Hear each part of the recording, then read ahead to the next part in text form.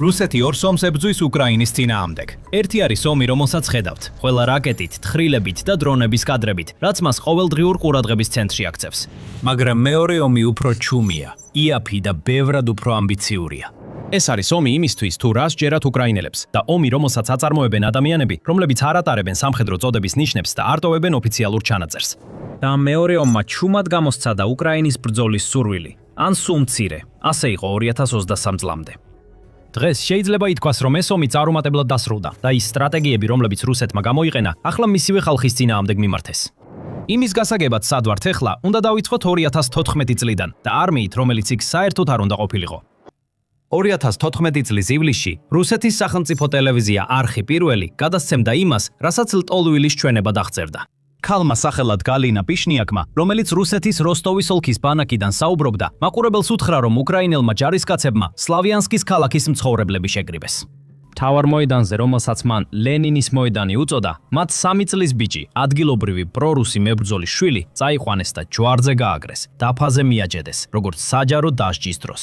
მისი დედა, როგორც მან თქვა, ტანკზე მიაბეს და მოედანზე დაატარეს, სანამ გონება არ დაკარგა. ეს სიუჟეტი გავიდა რუსეთში ყველაზე ყურებად არხზე, სახელმწიფო მაუწყებელზე, რომელსაც ყოფილი საბჭოთა ქვეყნების მასშტაბით დაახლოებით 250 მილიონი მაყურებლის მიღწევა შეუძლია. რამდენიმე საათში ეს ამბავი რუსულ და უკრაინულ სოციალურ მედიაში გავრცელდა. თუმცა ერთ დღეში დამოუკიდებელმა ჟურნალისტებმა ეს ამბავი სრულად გაანადგურეს.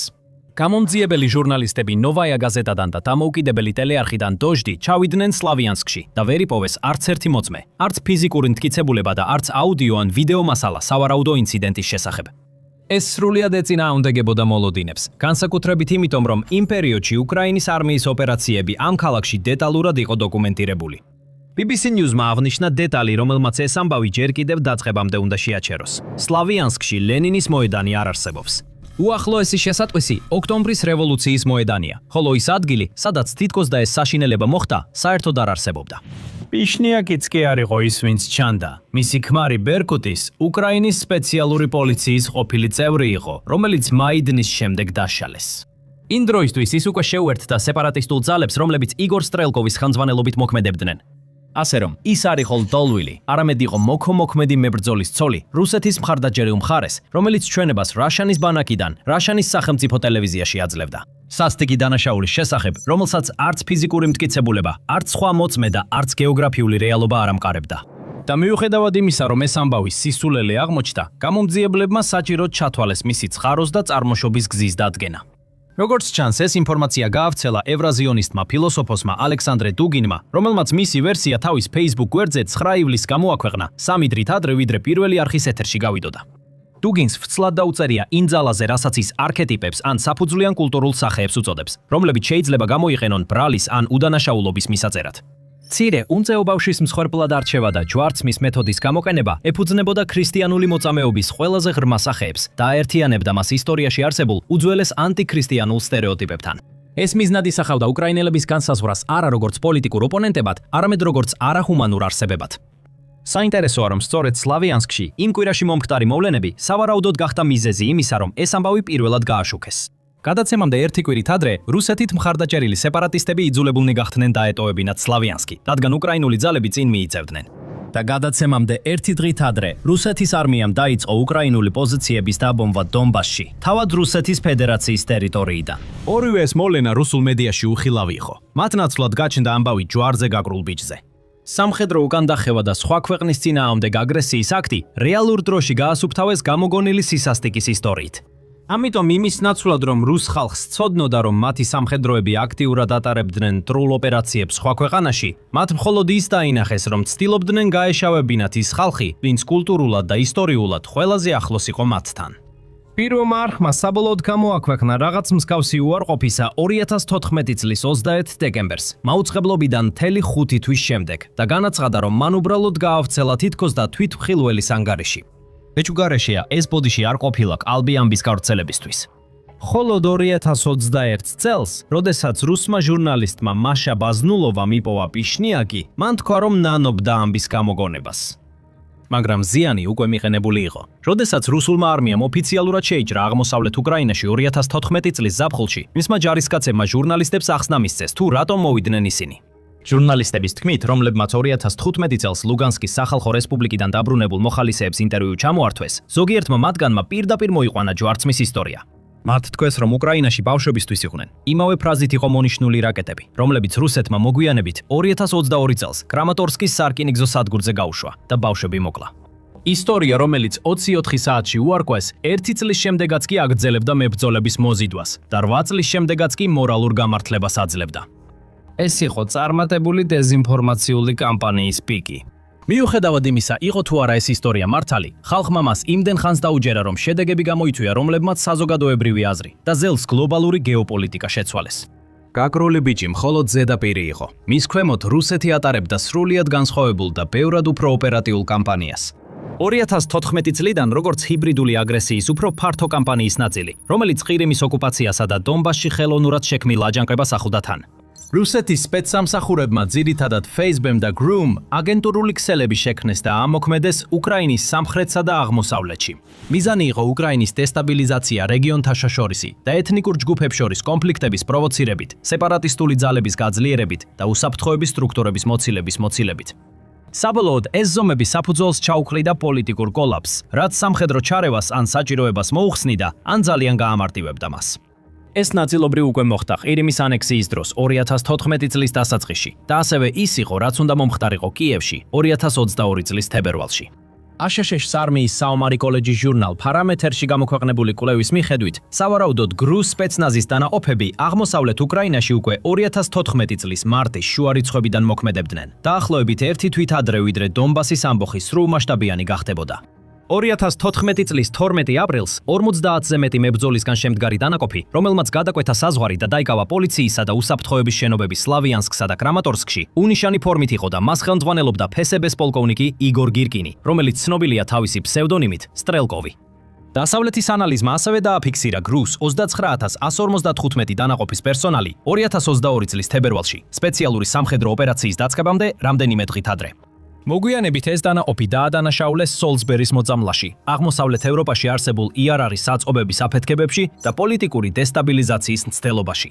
2014 წლის ოდესის არეულობა, რომელიც დასრულდა პროფკავშირების შენობის ხანძრით და 48 ადამიანის დაღუპვით, უკრაინის უსაფრთხოების სამსახურმა ასევე უცხოურ ჩარევას შეაფასა. კერძოდ, მოლდოვის, რუსეთის კონტროლირებადი დნესტრისპირეთის რეგიონიდან მოქმედი ჯგუფები, რომლებიც რუსეთიდან დაფინანსებულ ქსელებთან თანამშრომლობდნენ. ასე რომ, უკრაინაში რუსეთს ჰქონდა ფარული ოპერაცია, რომელსაც ჰქონდა გავლენა, ბიუჯეტი და წლების განმავლობაში მომზადება. და გარკვეული დროის განმავლობაში ეს მუშაობდა. დონბასი ცეცხლში გაეხვა. უკრაინის უსაფრთხოების ძალები თავდაპირველ თვეებში დაბნეულნი იყვნენ და აღმოჩნდნენ ჩვეულებრივი სამხედრო საფრთხესა და ამბოხებას შორის, რომელიც აკრობდა ზღვარს ადგილობრივ უკმაყოფილებასა და რუსეთის მიერ მართულ ოპერაციას შორის. მაგრამ ამ მექანიზმს ჰქონდა ფუნდამენტური ნაკლი, რომელიც მხოლოდ როიტერსის მიერ უკრაინაში FSB-ს ფარული ქსელის გამოძიების შედეგად გამოვლინდა. როგორც აღმოჩნდა, აგენტებს და მათ კურატორებს სჯეროდათ, რომ უკრაინა სუსტი იყო, რაც სრულიად მცდარი წარმოდგენა აღმოჩნდა, მიუხედავად ქვეყანაში თითქმის 10 წლიანი ფარული დეზინფორმაციული კამპანიებისა. ადამიანებს, რომლებზეც კრემლი უკრაინაში თავის წარმომადგენლებად ითვლიდა, წლების განმავლობაში გადაჭარბებული წარმოდგენა ჰქონდათ საკუთარ გავლენაზე, ხოლო FSB იღებდა შეფასებებს, რომლებიც ასახავდა იმას, რაც მოსკოვს სურდა მოესმინა, და არა იმას, თუ როგორი იყო რეალურად უკრაინული საზოგადოება. აი რატო, როდესაც 2022 წლის თებერვალში სრულმასშტაბიანი შეჭრა დაიწყო, კიევის 62 საათში დაპყრობის გეგმა ჩამოიშალა. FSB-ს დაევალა შეექმნა პირობები სწრაფი პოლიტიკური კაპიტულაციისთვის, მათ შორის მეგობრული მოხელეების სიები, წინასწარ განთავსებული აგენტები და მოსახლეობის ის ნაწილი, რომლის მერყეობასაც ელოდნენ. ამის ნაცვლად მათ დახვდათ საზოგადოება, რომელიც 8 წლის განმავლობაში მტკიცდებოდა. ფარული მზადება, რომელიც სამხედრო ოპერაციას უნდა გაემარტივებინა, თლიანად გამოგონილი აღმოჩნდა. და როგორც კი რუსეთმა ხიად აგრესიული ნაბიჯი გადადგა, კამპანიები ჩამოიშალა. 2022 წლის თებერვალში, მარცხის შემდეგ რამდენიმე თვეში, FSB-მ მიზანი კიევის აღებიდან გადაიტანა იმ ქალაქების ოკუპაციასა და გარდაქმნაზე, რომლებიც რუსეთმა რეალურად დაიკავა, როგორიცაა მარიუპოლი, მელიტოპოლი და ხერსონი. ეს იყო იგივე პროგრამის უფრო მცირე და უფრო მძიმე ვერსია. FSB-ს წარმომადგენლები არტილერიის წინსვლის შემდეგ შედიოდნენ ქალაქებში და ცდილობდნენ ნანგრევებსა და შიშზე დაფუძნებული მმართველობის სტრუქტურის შექმნას, რომელიც არსებობდა, მაგრამ შესუსტებული იყო. ერთმა უკრაინელმა დაზვერვის წარმომადგენელმა ახალი ვითარება ასე აღწერა. FSB მუშაობს, თუმცა იგივე ენთუზიაზმით არა, მაგრამ მაინც აგრძელებენ. ამის მიზეზი ის არის, რომ საინფორმაციო ფრონტი 2014 წლიდან 2022 წლამდე მკვეთრად შეიცვალა. 2026 წლის მაისის შუა რიცხვებში ანდრეი იუსოვი, რომელიც უკრაინის თავდაცვის დაზვერვის, ანუ ჰურის სტრატეგიული კომუნიკაციების წარმომადგენელი იყო, სცენაზე გამოჩნდა ლვოვის მედია ფორუმზე. მისი შეფასებით, რუსეთის შესახებ რუსული ფეიკების შეღწევა უკრაინულ საინფორმაციო სივრცეში და ასევე ევროპულშიც ბევრად ნაკლებია, ვიდრე ეს 2014 წელს იყო. მან განაგრძო და თქვა: ეხლა უფრო მეტი კრიტიკული რეფლექსია. ბევრი რამ უბრალოდ ვერ აღწევს ადამიანებამდე, ან თუ აღწევს, მათზე გავლენას აღარ ახდენს. რეაქცია გახდა ასეთი: ეს აშკარა სისულელეა, რატო უნდა უპასუხო საერთოდ? ეს საკმაოდ გამორჩეული განცხადებაა მოქმედი დაზვერვის თანამშრომლისგან. მტერმა შეწყვიტა მცდელობები, მაგრამ ეს მცდელობები ვეღარ აღწევს მიზანში, ვეღარ აღწევს ადრესატის ცნობიერებამდე. უკრაინულ საზოგადოებას 12 წლიანი ჰიბრიდული აგრესიისა და 4 წლიანი სრულმასშტაბიანი ომის შემდეგ გამოუმუშავდა გამჭრიახი მზერა რუსული პროპაგანდის მიმართ და კატეგორიულად უარყოფს რუსეთის განცხადებებს. რას აკეთებს პროპაგანდის აპარატი, როდესაც მისი მთავარი სამიზნე იმუნიტეტს იძენს? ის ამ მანქანას სხვა დანიშნულებით იყენებს. რუსეთის დეზინფორმაციის აპარატი ახლა შიგნით, ქვეყნის შიგნითაა მიმართული. ცალკე კატეგორიის კონტენტი იქმნება მხოლოდ შიდა რუსი აუდიტორიისთვის. სინამდვილეში მიმდინარეობს დისკუსია იმაზე, თუ როგორ იწყებს რუსეთი მედიის კაშუქების თვალსაზრისით სულ უფრო მეტად ჩრდილოეთ კორეას დამსგავსებას. ჩრდილოეთ კორეად ქცევის შესახებ ცნობები, როგორც ამას მოგვიანებით უწოდეს, ჯერ კიდევ 2022 წელს დაიწყო, როცა მედია საშუალებები განიხილავდნენ, რა სისწრაფით აკონტროლებდა კრემლი რუსულ მედია კონტენტს და რას ეუბნებოდნენ საზოგადოებას. უკრაინაში დეზინფორმაციის კამპანიის წარუმატებლობის შემდეგ ფედერალური უსაფრთხოების სამსახურის განახლებულმა ძალისხმევამ ეს ტენდენცია ქვეყნის შიგნით კიდევ უფრო დააჩქარა. ასე რომ, ჯვარზე გაქრული ბიჭი დაბრუნდა გაგრძელებებით.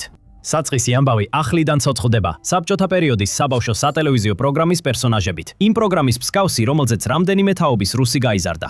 მოთხრობას თითქოს და დაამატეს დაც და კიდევ არსებობს ვერსია, სადაც დედას უკრაინელები აწამებენ და კლავენ. ახალი დეტალი ჰგავს იმას, როგორც სატელევიზიო სერიალი ამატებს სეზონებს, რადგან იმ შიდა აუდიტორიისთვის ზუსტად ასე მუშაობს ეს ყველაფერი. კრემლი ფაქტობრივად აწარმოებს სერიალიზებულ კონტენტს იმ ადამიანებისთვის, ვისაც სჭირდება უკრაინული ბოროტების უწყვეტი ნაკადი, რათა გაამართლონ ის, რასაც მათი ქვეყანა აკეცებს და რასაც მათი ოჯახები კარგავენ. და როდესაც თავდაპირველი გარეთ მიმართული ფაბრიკაცია ვერ ამართლებს, დარჩენილი ტაქტიკაა არსებული პრობლემები ბევრად უარესად წარმოაჩინონ, დაწყებული იმით, რაშიც უკრაინას რეალურად უჭირს. ცოცხალი ძალა. 2026 წლის მაისის პირველ დღეში 21600-ზე მეტი ანტიმიგრანტული შინაარსის პოსტი გავრცელდა უკრაინულ სოციალურ მედიაში, დაახლოებით 14000 წყაროზე, ძირითადად Facebook-სა და Telegram-ზე. მოწოდებულ მტკიცებულებებს შორის იყო დამონტაჟებული ვიდეოკლიპი რეგიონული ოფიციალური პირის შესახებ, რომელიც ისე იყო დამუშავებული, თითქოს ის მიგრანტებს განსაკუთრებულ სარგებელს პირდებოდა. უკრაინის სახელმწიფო მიგრაციის სამსახურმა 2026 წლის პირველ კვარტალში მხოლოდ 665 მიგრაციის ნებართვა გასცა და შემდეგ მათგან 445 გააუქმა. კამპანიის მიზანი იყო ისარგებლა იმ ფაქტით, რომ უკრაინა აქტიურად ცდილობს სამხედრო ძალების გაძლიერებას ახალწეულებით.